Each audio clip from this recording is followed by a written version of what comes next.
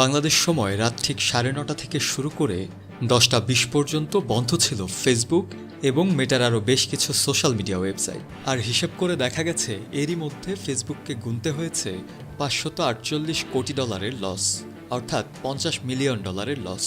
তবে এই সমস্যাটি দেখা দেওয়ার পর রাত ঠিক 10টা 20-এ আবার গ্রাহকরা ঢুকতে পারছেন ফেসবুকে। তাই ধারণা করা হচ্ছে আবারও স্বাভাবিক হয়ে গেছে ফেসবুক সার্ভার। তবে কেন এমনটি হলো সে ব্যাপারটি এখনও প্রশ্নবিদ্ধ।